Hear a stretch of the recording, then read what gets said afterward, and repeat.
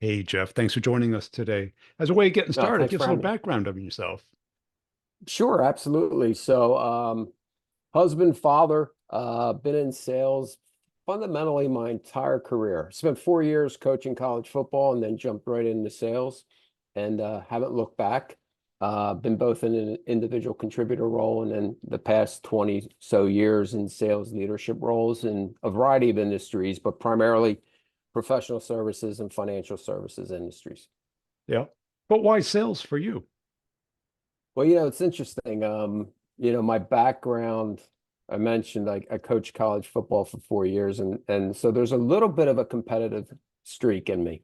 I bet. And but it's interesting, and again, I didn't realize this at the time, but I think it- to replace that camaraderie from the locker room, from a team, and the discipline needed to perform at a high level on the field is very, I mean, you can just trace it back to what you need to do to be successful in a sales role, right? Because typically you're operating within a team environment. It's consistency in effort, it's consistency in approach, right? It's being able to handle the failures and the rejections and the losses, et cetera. And it's about the closest thing you can come to kind of replacing that competitive fire, right? Where you're always looking for something to compete on. And so, but ultimately, looking back, it's really you're competing with yourself. It's because of the amount of rejection and the pushback and in baseball, if you bat 300, you're making the Hall of Fame. And in sales, if you bet 200, you're probably going to President's Club, Yeah, right? it's true. Yeah. But college football coach, did somebody kind of tap you on the shoulder and go, Jeff, this is not what you should do the rest of your life?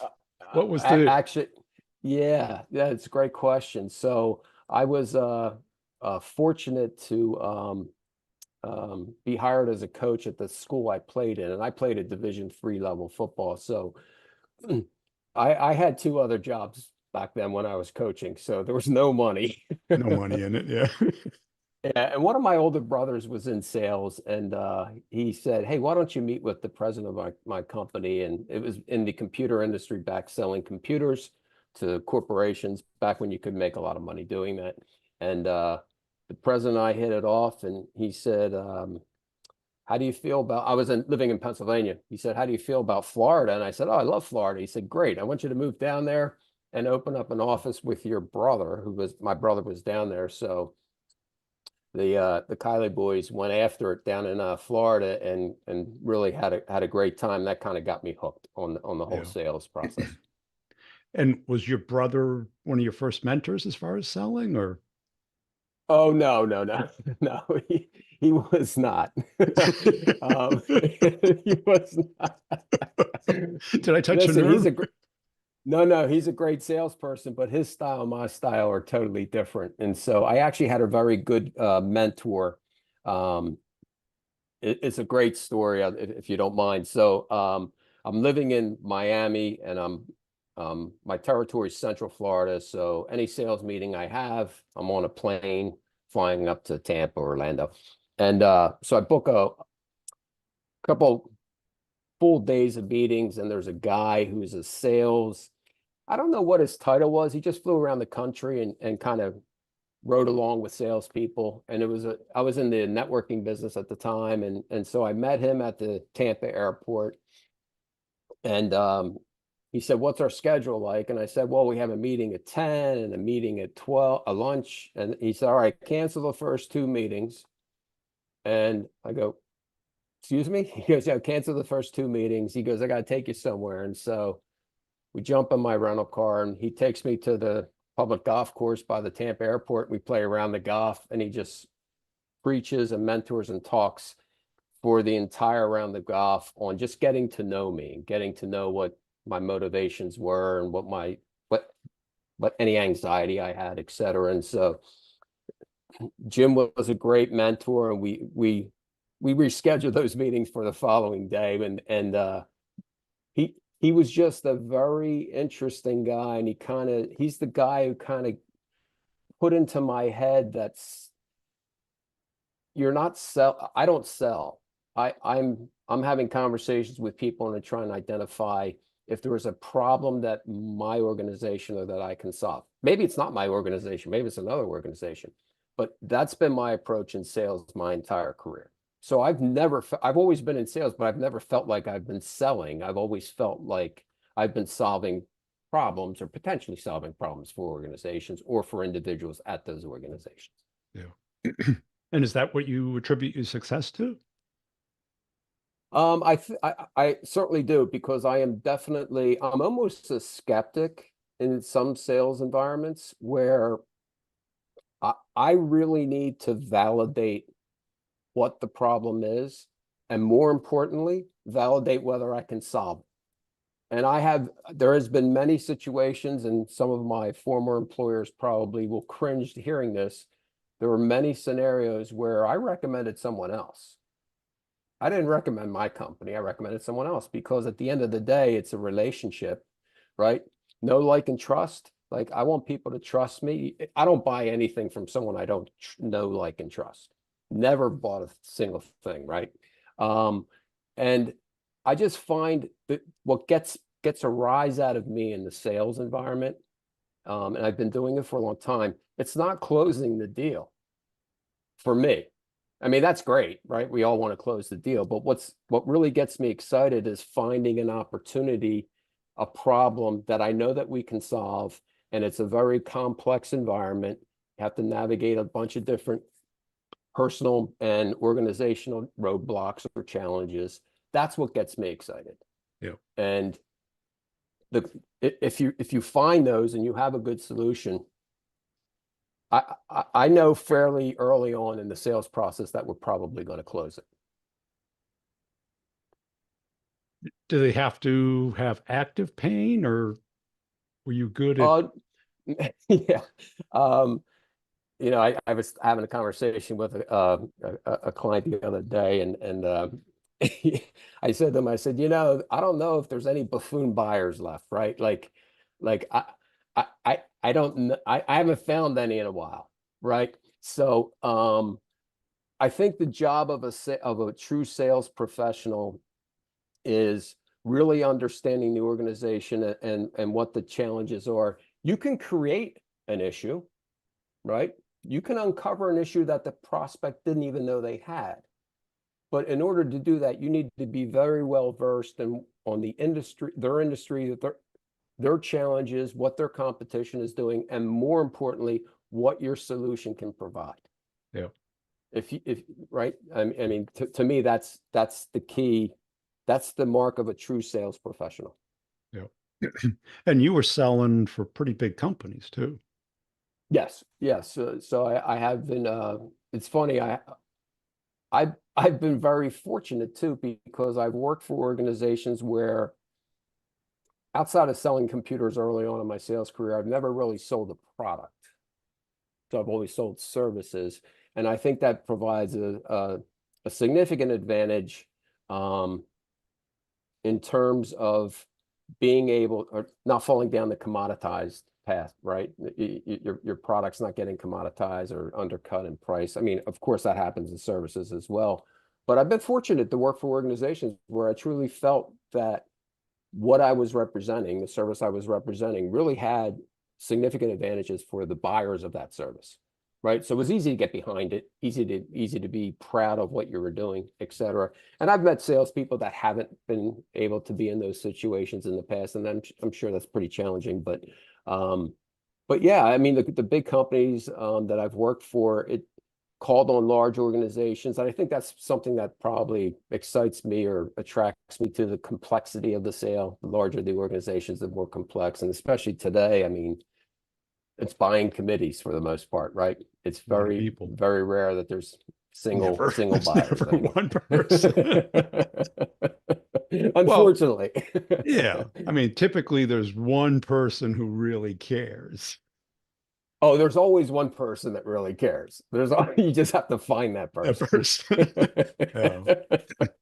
Yeah. Now, how did you avoid the commodity trap selling services? Because I got to believe that whoever you competed against could say similar things to you. Oh, sure, sure, absolutely. I think part of it's a discipline in the sales process. Um, and you know, I forget who the individual was, took a great, it was we were in a sales conference, and one of the morning sessions, they brought in a negotiator who was actually part of the SALT treaties, right? The SALT II treaties, the nuclear treaties. And he was telling stories, but it was one of the most powerful things I heard, and that stuck with me. And this has stuck with me for the past 15 years. He said, when you're negotiating, you need to care, but not that much. You need to care, but not that much. In other words, you need to be prepared to walk away. And, you know, I'm going to try and tie this back to, it's easy to walk away when you have a robust pipeline. It's much more difficult to walk away when you don't have a robust pipeline, which goes back to what I said, I think, initially, which was the consistency in your approach, consistency in your work effort. Doing the same level of prospecting each and every week, right? If you don't do that, you won't be successful in sales. You just won't. It's just the reality. And you did that, obviously, and that transferred from football, right? Right. The two a Oh, days absolutely. and It's well, you know, it's funny, and you know, I'm a sports fanatic, but football is really interesting because the players are working out 2, 3, 4 hours a day for 10 games, for 11 games. So people that play a sport and their ability to remain consistent in their training and their diet throughout the year yeah, for when you look at it, it's a short window. I mean, very baseball, short. we'll put baseball aside, right? But to have that motivation and that discipline and that persistence, it's easily transferable to a sales role. Easily transferable. You know, I actually posted this. This quote was great. It said, the magic you're looking for is in the work you're avoiding. It's true. It's really true, right? And Yes. I had some great salespeople I've had on my teams, and one person individually, he he makes a tremendous amount of money. He is always the top salesperson. He's not on my team anymore, but we stay in touch. And to this day, he has a paper, like a, you know, day timer, paper calendar. That's Yep. what he uses. And you look at his calendar, and he has an hour blocked off Monday through Thursday for prospecting. He doesn't work on Fridays. He golfs on Friday, which he should be golfing on Friday.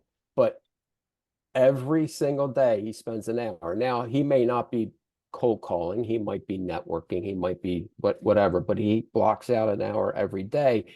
And I've always told people on my team, if you just do that, you will have a pipeline that you can rely on to meet your goals. Yeah. Just if you do that. Well, what are some of the other work that people avoid? I think people avoid meeting prep. Yes. So you've got the sale. It took you forever. You got the sales meeting. Maybe you're going down the level selling path, and you're bringing your sales manager or sales leader, and you decide to prep 5 minutes before you walk into the building. It's not the odds of success go down dramatically, and the success in converting that first meeting to the next meeting in the sales process. Yeah, I but believe. Yeah, go ahead. well, it's a big thing because you wouldn't think about playing football, going on that field without warming up, without Having a no, game plan. right. Let's see what they want to do. I Right. had a manager who used Right. to say that to me. Let's see what they want to do. And I'm like, well, I think I know what they want to do. It's one of two or three things. Let's come up with a Right. plan. And a lot of Yeah. people, No, well, I've been doing this forever. I know how to sell. Imagine a player coming up to you and saying, Jeff, I've been playing football for almost 10 years. I know football back and forward. You're laughing, right? So what? absolutely. Absolutely. But I think it's, and again, I'm not I don't throw any organization under the bus, but I've seen it actually increase in the past 5 years, 6 years. Yes. And I think part of it, during COVID, there were some pros and cons.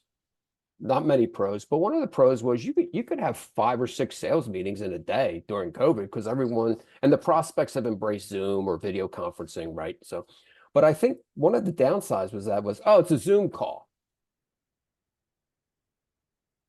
I'm like, it's even more important to prepare, Yes. right? Like who You don't who have a from our team captive is going to be on, audience. right? Who's going to be watching reactions? Who's going to be like there's all kinds of intricacies on a video sales call that you need to think differently about. But I think because it was a video call, a lot, I heard a lot of times like, it's a Zoom call. We'll prep, I have a 12:30 Zoom call. I'll see you at 12:20.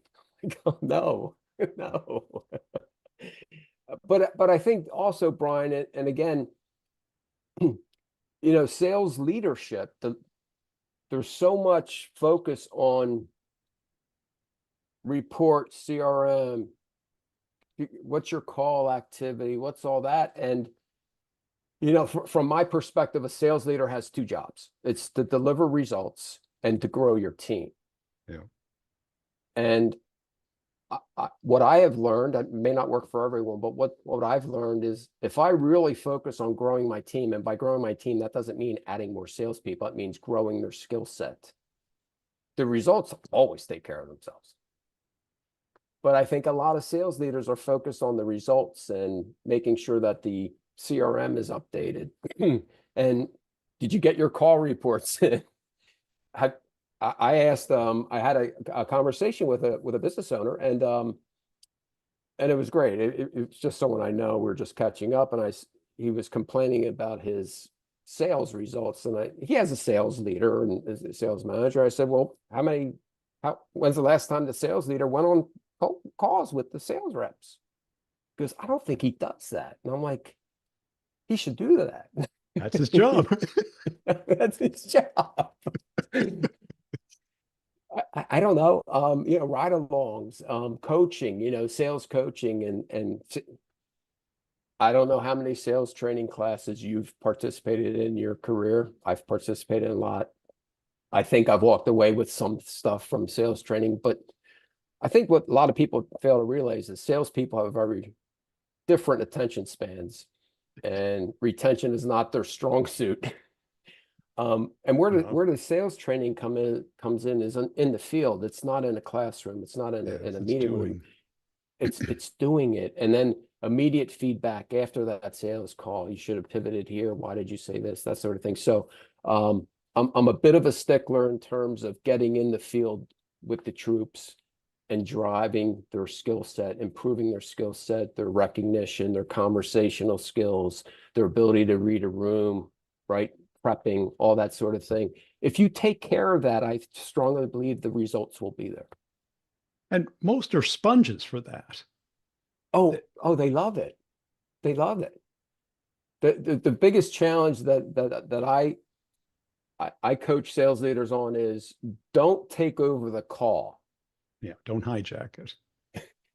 Don't hijack the call because everyone knows you can sell. You want to get your salesperson to sell. Yeah. That's what you want. So, yeah, maybe save it, but don't take it over. right, right. And what do you think makes a great salesperson? I mean, what makes a great football player? What makes a great salesperson? Yeah, I think you know, you have two ears and one mouth, right? So I think the ability to listen is extremely important. I think a high level of empathy and ego drive, I think, are important. I think, quite frankly, you need to have some competitiveness within you in order to be successful in a sales role. Yeah. I don't think you can avoid that. If the successful salespeople can't avoid that. And it's really interesting how many people are in sales, and I don't know. It'd be interesting to if they went through a personality assessment, DISC, one of those types of things. I've done that, and I've been amazed at how many people sales is not the right fit for them. It's not the right fit for them. They happen to fall into it. They just took the first thing that came out. I've had an opportunity to hire a lot of young people moving in that want to get into a sales role in the financial services industry in my career. And the ones that were really successful, and again, it sounds like this entire call is about this, but the ones that were really successful, they all had an athletic background. They all were very competitive. And they all had a high ego drive and empathy, right? They all had that. Yeah. Now, I've had other salespeople that have been very successful that didn't have that. But I think you improve your odds if you can be really, really thoughtful on the interview process. I see a lot of check the boxes on interview processes, and boy, if you could double the amount of time you spend on interviewing your salespeople, you probably reduce your churn by 40–50%. Yeah. I think it's really important. Well, that competitiveness, that's what creates the caring, Yes. right? You either Exactly. you want to win internally, you want to be the top of the leaderboard, and you want to win the account from your competitor. Exactly. You have to have Exactly. some kind of emotional drive to do that. Right. Otherwise, you go home, right? You go home, or you don't make you don't do the outreach each day that you're supposed to No. do, or you don't really work that networking event, or it's just you're going through the motions. You're checking in at 8, you're leaving at 5, and you almost have to eat and live and breathe this stuff to be successful. You can pick an industry, but the other thing I think to be really successful in a sales role is you really need to embrace the opportunity to build your knowledge about the industry, Yeah. right? About the industry and the solution sets, et cetera. You have to invest in that. Because, as I said, I haven't found a buffoon buyer in several years. And so when you're meeting with a prospect, they've done a lot of research already, Yeah. right? They're way down the path. And you they saw the have this much opportunity. interest in your product and this much interest in the industry and what other people are doing. And Right. Right. And then, it's the great line. It's not a great line, it's a bad line, but it's just like, hey, I want to come in and learn more about your company, or I want to learn more about your industry. It's like, I don't have time to educate you. anybody. I want you to bring me something. Right. Right. And that meeting, you get an hour, they don't want to hear about the product for an hour. They want Oh, to hear no. about No. a new perspective, a different perspective, a knowledge, because we have that vantage point. They don't talk to Absolutely. 5 or 10 companies a day. And they don't have exposure to 5 or 10 companies that are already using my solution that have reaped the benefits. Yeah. Right. So the ability to you said it, bring something new to the table. Tell me something I don't know. Yeah. That's really important, Right. And too especially many the people, higher up you go in the organization. yeah, they rely on product knowledge or sports and weather, which, okay, they don't need a weatherman. Right. And yeah, you can talk sports, but is that progressing anything? A little bit of rapport is good. Yeah, you build rapport. Look, and again, I can remember back booking first sales meetings with prospects on, and we're going to go golf, right? Like it was great. People don't have the time to do that. They don't appear to have the time to do that. Now, once they're a client, they might. Yeah.